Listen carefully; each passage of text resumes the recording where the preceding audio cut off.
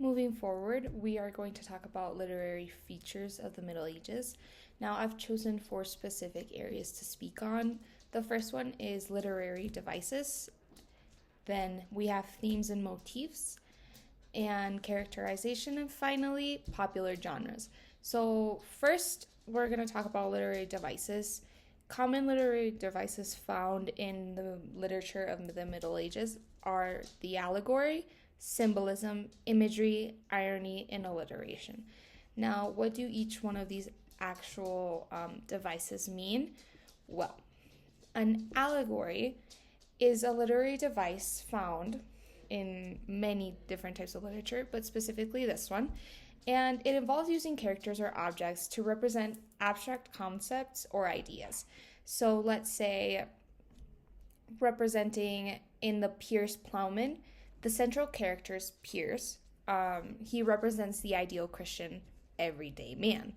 The next one, which is kind of similar to that allegory, we have symbolism, and it involves using an object, word, and or phrase to represent a deeper meaning or concept, which my partner will continue to elaborate more on when he speaks about Sir Gawain and the Green Knight.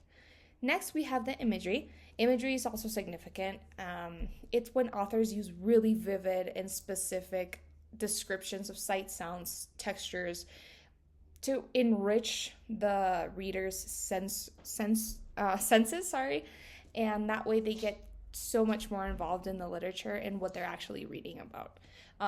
Another thing that ties very deeply to it is the huge component, which was orality during this period of time in terms of literature. So using so much imagery allowed middle-aged literature to have the impact that it did. Then we have irony. Obviously, is when you use language that conveys something that is the opposite of what you're trying to say. And this is at times used as what one could consider comedic relief or to be humorous. And finally, you would find alliteration. This is very common in medieval literature, and it involves using repetitions of sounds, usually at the beginning of words, to create a rhythmic effect when you're speaking. So, super important as well is that medieval literature contained a lot of epic and heroic elements, and specifically the epic type poems, and the alliteration was a key component in those poems. Now, moving forward to themes and motifs, in our presentation I added chivalry, courtly love, quest, religion, and or faith, good versus evil, epic, like I mentioned before, and morality. So chivalry, I'm sure of you have heard of chivalry isn't dead.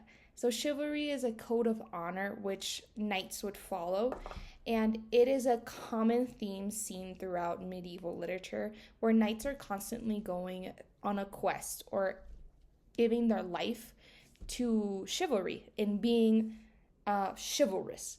So that was super important and a key theme in medieval literature. Next is courtly love, tying on to chivalry. Chivalry is often seen as a romantic type of theme, just because, like I said previously, the concept of chivalry isn't dead is used to describe a man who is like a gentleman or acts as a knight would with a code of honor. So that is also really important in medieval literature. Next we have the quest. Again, knights going on a quest to continue their quest for honor, chivalry, fight for good, and fight against evil. And often these quests tie into I also spoke on, which is the epic.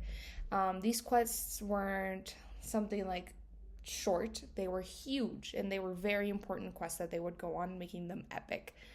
Next, we have religion and or faith. During this period of time, it was really important, and it is a very strong theme that is seen throughout all medieval literature. Next, we're going to talk about good versus evil. Like I mentioned in the quest, it is also represented in a quest or an epic type of essence in the medieval literature that we can see. And morality also ties into that. Next is characterization. Medieval literature had a very unique way of portraying characters. So let's say knights were often depicted as chivalrous and honorable, embodying the virtues of bravery, loyalty, and courtesy. Female characters were obviously typically portrayed as pure, virtuous, and being there to aid the love interest, which was the knight most of the time, and be kind of like their center to earth or a moral compass, as you will. This was very set in stone, these types of stereotypes, you could say, for characterization. And they were portray or represent the morals and ideals of what a person should be during this time period. Finally, we have popular genres. So the three top that are very important during medieval literature are romance, epic poetry, morality, and morality plays. So romance tying back into the knights, chivalry, courtly love, and the characterization of the characters in themselves. It was a very important, very prominent type of genre seen in medieval literature.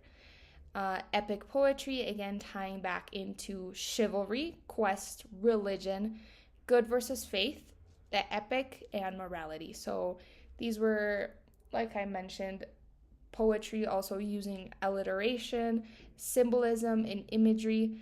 And finally, morality plays. Like I said previously, morality and the ideals that people had during this in the society at this time, they were very clearly portrayed in the literature. Now, my partner is going to talk a little bit more about the Green Knight and different works of literature throughout this period.